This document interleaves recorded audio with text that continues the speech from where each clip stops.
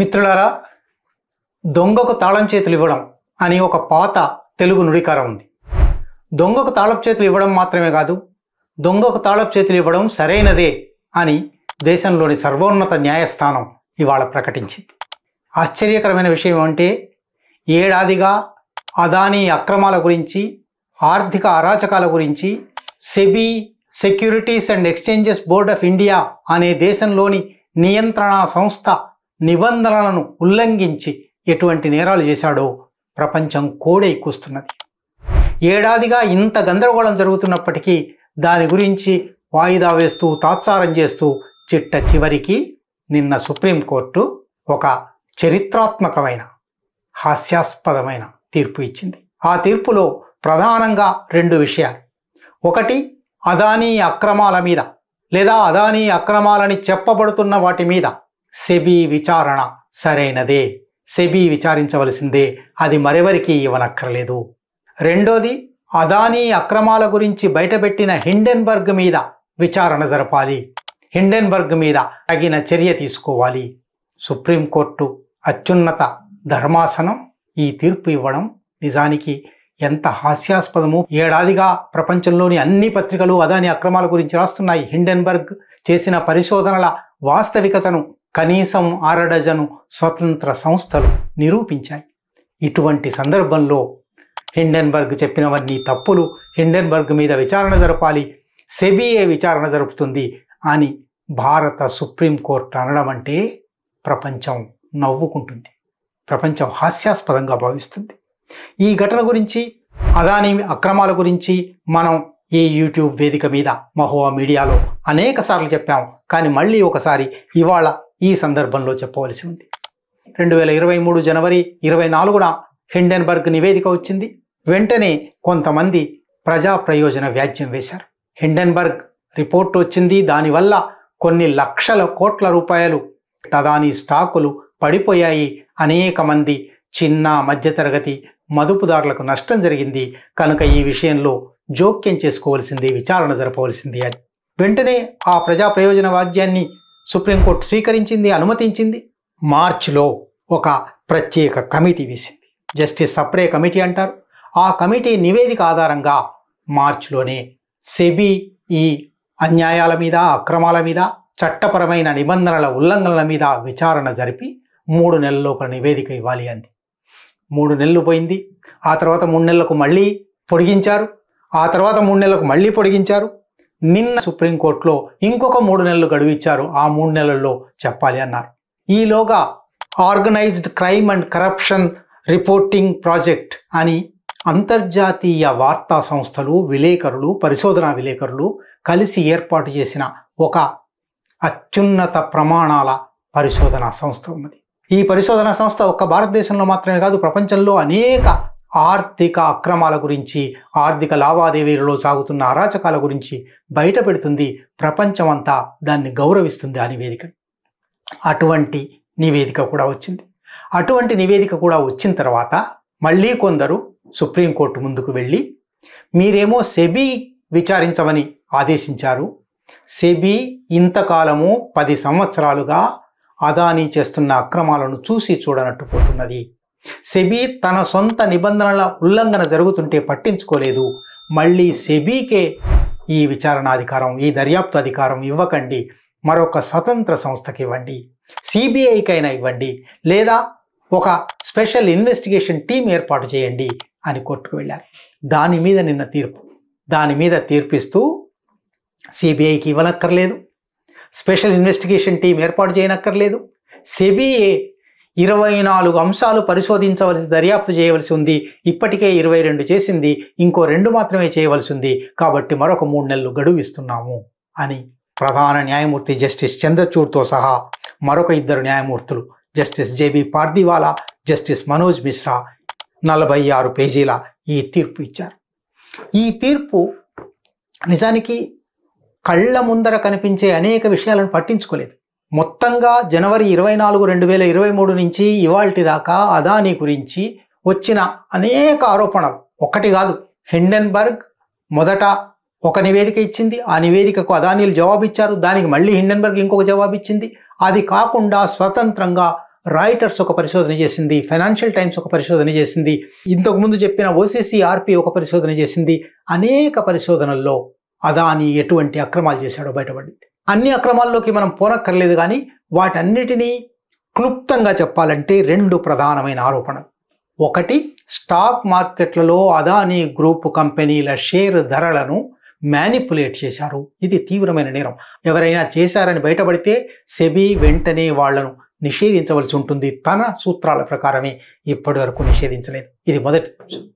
రెండో అంశం, ఈ మ్యానిపులేట్ చేయడానికి ఏ పద్ధతులు వాడారు అనే దాంట్లో సెబీ నిబంధనల్లో, సెబీ చట్టంలో స్పష్టంగా ఉన్న ఒక అంశం ఏమంటే ఇన్సైడర్ ట్రేడింగ్. ఆ కంపెనీ గురించి, ఆ సంస్థ ఆర్థిక లావాదేవీల గురించి ఎవరికి తెలిసి ఉంటుందో వాళ్ళు షేర్ మార్కెట్లలో ఆ షేర్లు కొనడం, అమ్మడం చెయ్యకూడదు. ఎందువల్లనంటే వాళ్లకు అంతర్గత వ్యవహారాలు తెలుస్తాయి కాబట్టి. అటువంటి వాళ్ళు చేస్తే తప్పనిసరిగా మ్యానిపులేషన్కి, అనేక మంది చిన్న మదుపుదారులను దోపిడీ చేయడానికి అది దారితీస్తుంది. కనుక ఇన్సైడర్ ట్రేడింగ్ ఉండకూడదు. చాలా రకాల ఇన్సైడర్ ట్రేడింగ్లు ఉన్నాయి. ఒకటి, రిలేటెడ్ పార్టీ ట్రాన్సాక్షన్. అంటే ఎవరైతే పెట్టుబడిదారులు ఉన్నారో, ఎవరికి ఆ కంపెనీలో మొత్తం షేర్ల మీద ఆధిపత్యం ఉందో వాళ్లకు సంబంధించిన రిలేటెడ్ పార్టీ, ఆ సంస్థ ఉద్యోగులు కావచ్చు, లేదా ఆ యజమాని కుటుంబ సభ్యులు కావచ్చు, లేదా ఆ యజమానికి సుదూరమైన బంధువులైన కావచ్చు, వాళ్ళు ఆ లావాదేవీలలో ఉంటే అది చెల్లదు. అటువంటి కంపెనీలను నిషేధించాలి.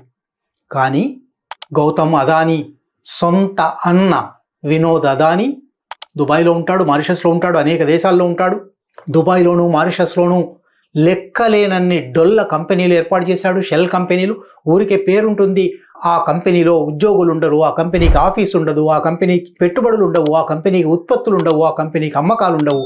కానీ ఆ కంపెనీ వేల కోట్ల రూపాయల షేర్ మార్కెట్ ట్రేడింగ్ చేస్తుంది. ఎక్కడి నుంచి చేసింది? ఇది దొంగ సొమ్ము, ఇది నల్ల డబ్బు అంటారు కదా, అటువంటి సొమ్ము. సొంత అన్న చేసింది రిలేటెడ్ పార్టీ ట్రాన్సాక్షన్ అవుతుందా కాదా? ఇది ప్రధానమైన చర్చ. అదానీ స్వయంగా ఇచ్చిన అనేక పత్రికా ప్రకటనల్లో మేమే రిలేటెడ్ పార్టీ ట్రాన్సాక్షన్లు చేయలేదు అన్నాడు. వందలాది లావాదేవీలు, లక్షల కోట్ల రూపాయలు వినోద్ అదానీ నుంచి గౌతమ్ అదానీకి, గౌతమ్ అదానీ నుంచి వినోద్ అదానీకి చేతులు మారే.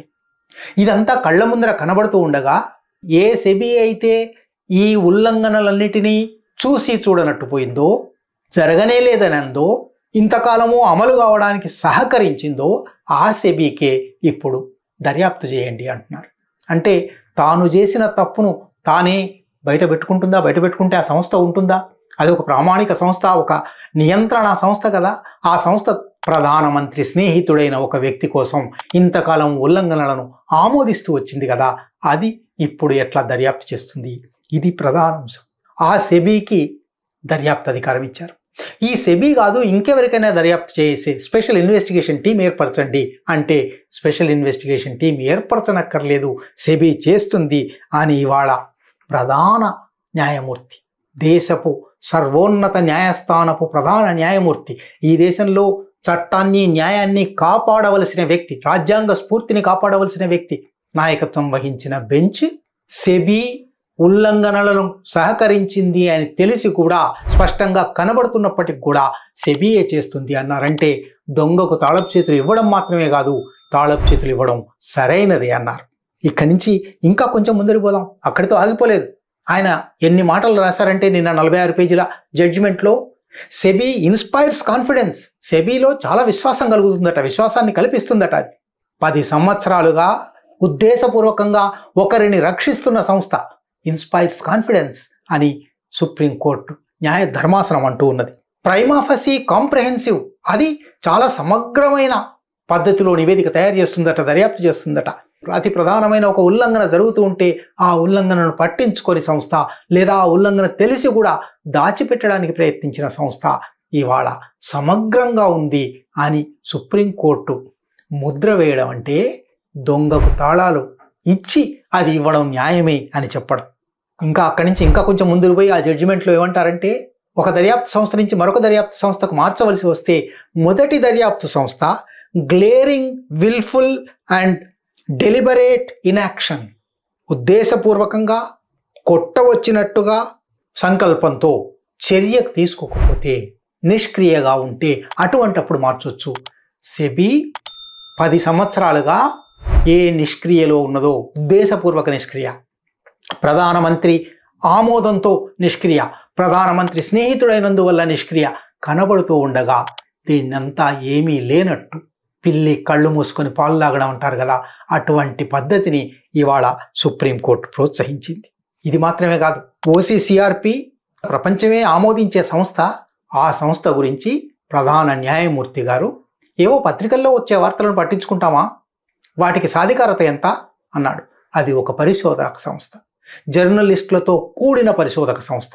ఇవాళ మాత్రమే కాదు, 1972లో వియత్నాం యుద్ధ సమయంలో అతి ప్రఖ్యాతమైన పెంటగన్ పేపర్స్ దగ్గర నుంచి పరిశోధక జర్నలిస్టులే ప్రపంచంలో అనేక అక్రమాలను బయటపెట్టారు, ప్రభుత్వాలు కూలిపోవడానికి కారణమయ్యారు.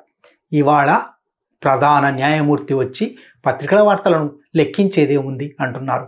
ఈ తీర్పు ఎవరి మీద వచ్చింది?